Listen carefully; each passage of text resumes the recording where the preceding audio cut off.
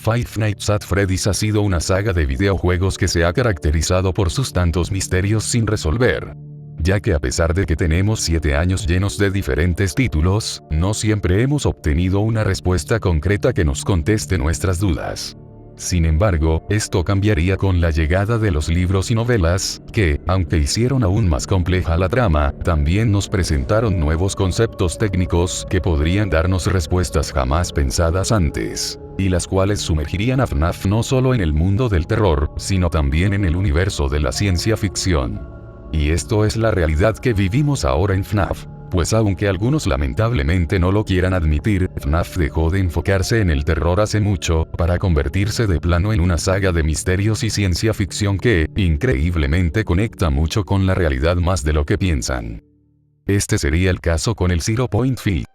Un concepto introducido en los libros, que además de tener una ciencia que coexiste con nosotros en la vida real, nos resuelve muchísimos aspectos del lore de esta saga. Y para este video, les pido prestar mucha pero mucha atención, ya que todo lo que diremos acá seguramente les volará la mente. Pero antes de continuar, quiero señalar que el video que vas a ver a continuación fue hecho con el apoyo de la mente creativa de Lemmy, que segurísimo deberán de conocer por los videos que me ha ayudado a realizar. Y además, cuenta con la presencia colaborativa de nuestro invitado Jester Nave, un excelente FNAFtuber pequeño, pero que cuenta con muchas ganas de aportar al fandom hispano de FNAF.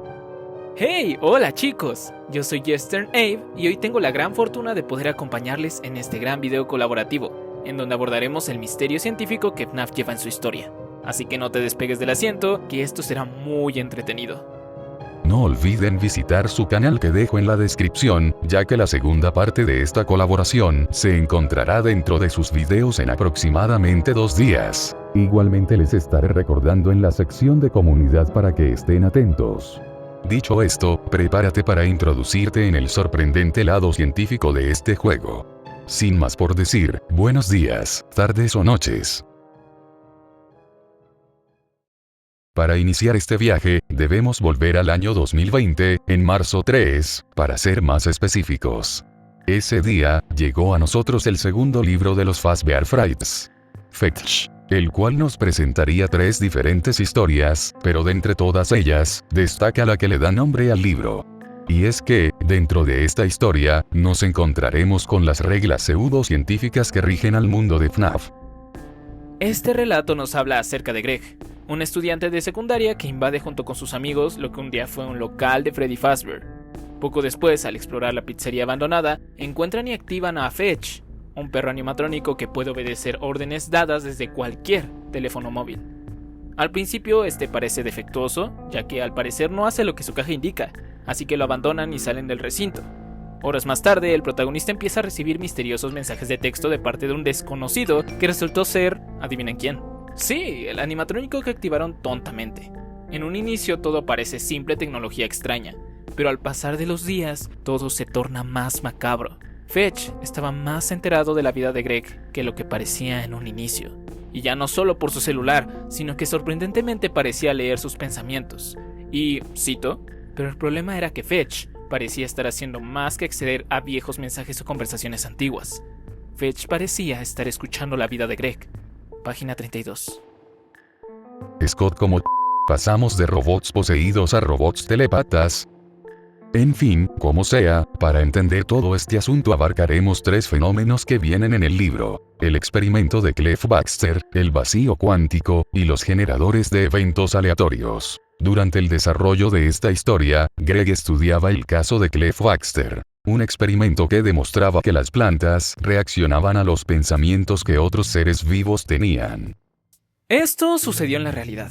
Y aunque los resultados no pudieron repetirse, dejándolo como un fraude, todo indica que en el universo de FNAF, este experimento sí funcionó, y se convirtió en un hecho inamovible. Gracias a ello, se llegó a la conclusión de que toda la materia orgánica a nivel celular tiene vida propia. Pero aún más importante, se confirmó que tanto pensamientos como sentimientos pueden ser transmitidos de un ser vivo a otro o de una máquina a un ser vivo, y viceversa. La pregunta verdadera acá es ¿cómo era esto posible? Aquí es donde introducimos al Zero Point Field, o también llamado campo de punto cero, o ZPF para los panas, como te resulte más cómodo. Y atentos, porque aquí viene algo de física cuántica rompecráneos. ¡Oh Dios, aquí vamos! El campo de punto cero es un campo cuántico, en el que tanto la materia como la energía se han removido completamente. Es decir, no hay nada dentro de él. Sin embargo, al contrario de lo que se espera, no se encuentra un vacío total, sino que se percibe una cantidad activa de movimiento subatómico. En minúsculas cantidades surge materia y antimateria que se aniquila entre sí, breves instantes después de emerger, algo que lógicamente no se espera que suceda. Lo intrigante viene cuando en el mundo de FNAF, este campo conecta toda la materia del universo entre sí, actuando como un río en el que los pensamientos pueden fluir y transmitirse a cualquier lugar deseado. En pocas palabras, el Zero Point Field es el medio de comunicación más rápido y con más alcance de todos en la existencia. Tiembla Movistar. Pero aparte de eso, también permite transmitir pensamientos y sentimientos, que, en el mundo de FNAF y sobre todo el último, juegan un papel fundamental e importantísimo.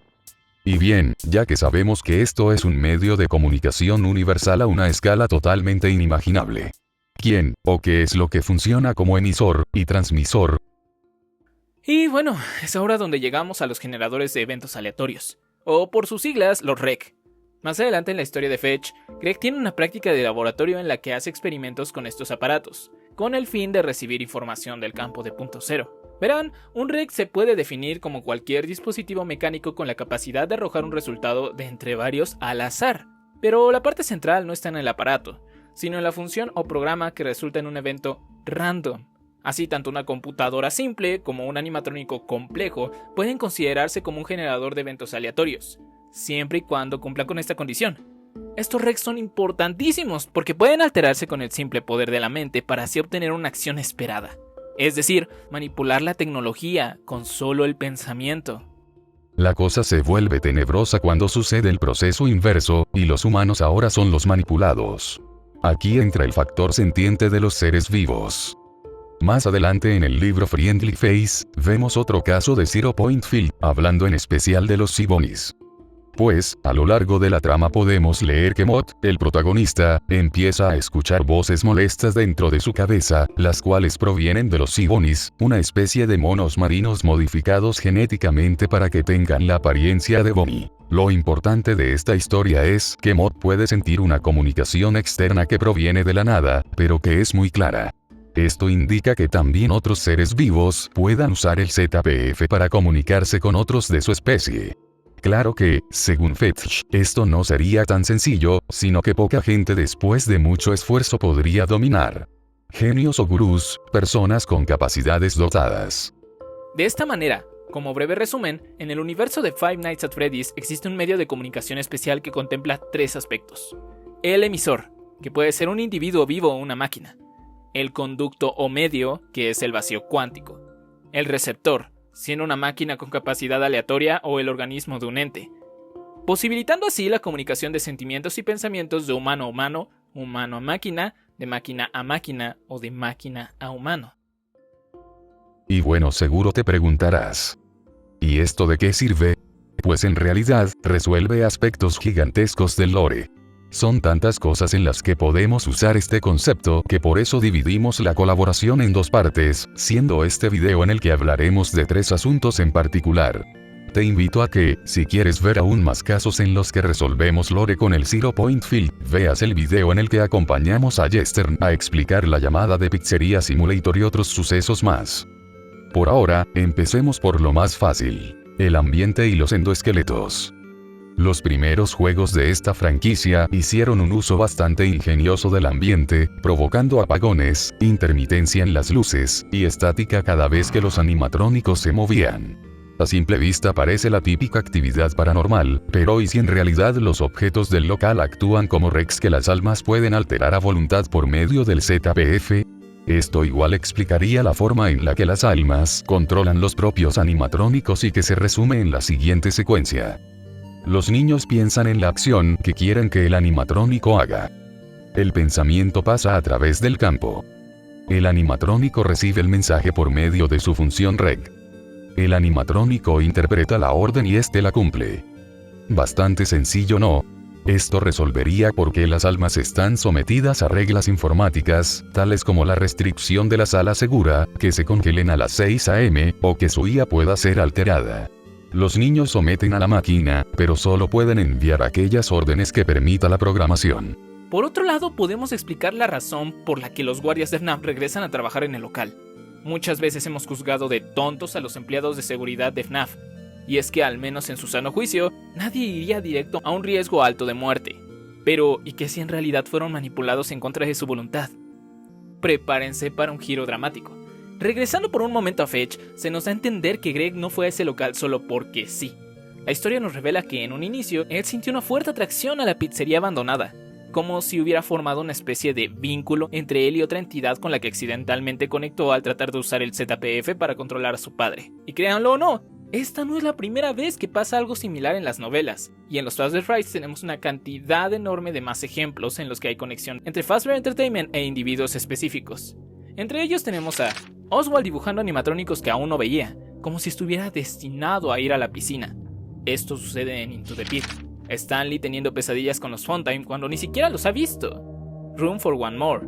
En The New Kid, Devon siente una extraña necesidad de ir al bosque. Otro ejemplo en otra historia es cuando Angel desesperadamente se siente atraída hacia una caja que la llevaría a ser devorada por niñas. Gumdrop Angel. Y también incluso en la trilogía cuando vemos a Charlie dibujando puertas del cuarto armario de manera compulsiva. Esto sucede en The Twisted Ones.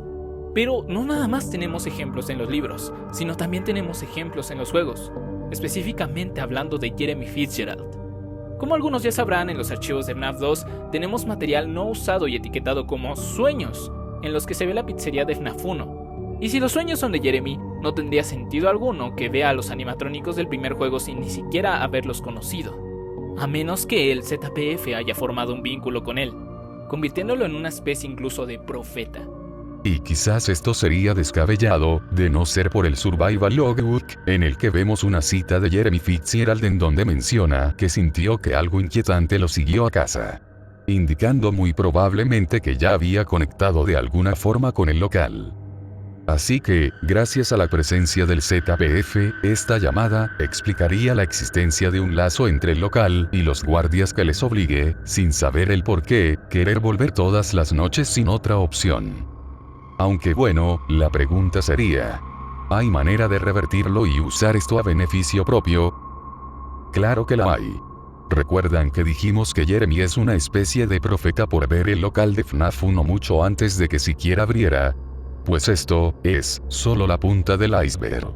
Como dijimos antes, Fetch establece que este campo es solo manipulable por gente muy especial, personas a las que se les ha llamado telepatas, profetas, psíquicos, empatas o simplemente superpoderosos. Sí, esto es otro nivel, pero antes de que digan otra cosa, solo escuchen. Ya hemos visto casos así en la historia de FNAF. El más evidente y controversial es el de William Afton en The Fourth Closet, pues hay una escena en donde todo parece indicar que Afton es capaz de usar telequinesis para atrapar a Carlton solo con el poder de su mente. Otro caso, como hemos visto, son los Sigonis, que pueden hablar telepáticamente con el protagonista. También otros personajes, como el padre de Sam en Blackbeard, o el abuelo de Millie en Count the Ways, parecen percibir objetos infectados por agonía. Es decir, que pueden sentir emociones ajenas.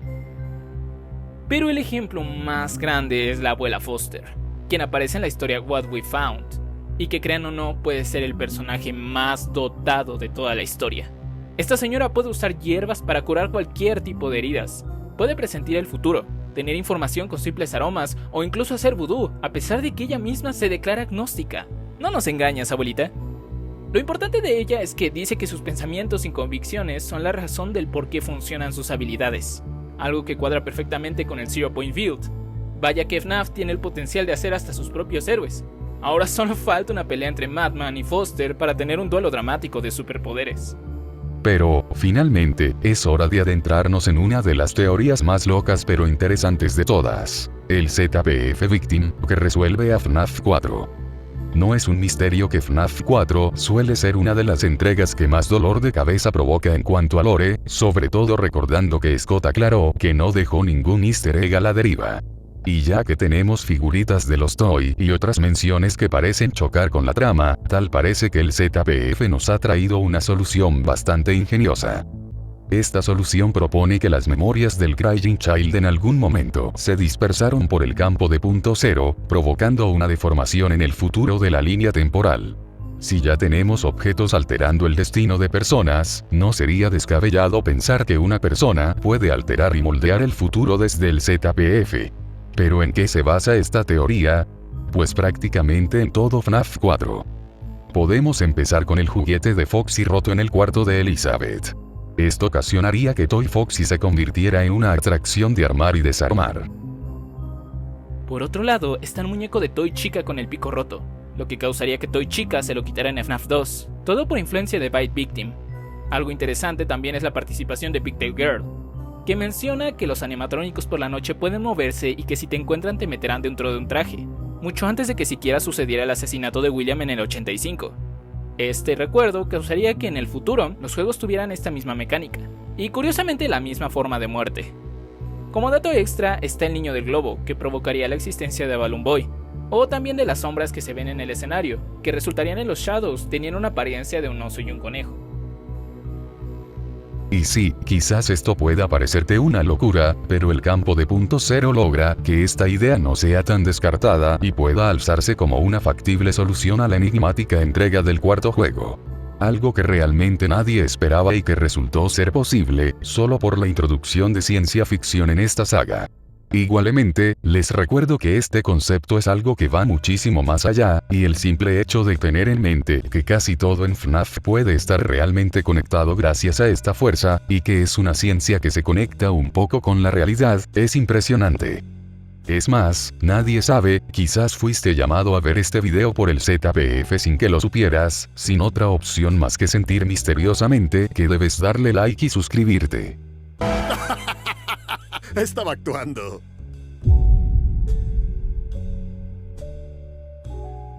Pero hey, al menos te divertiste, ¿no? Esperamos que este video te haya gustado y que hayas aprendido un poco más del lore de este juego. Sin más, me despido, fue todo un gusto poder estar con ustedes.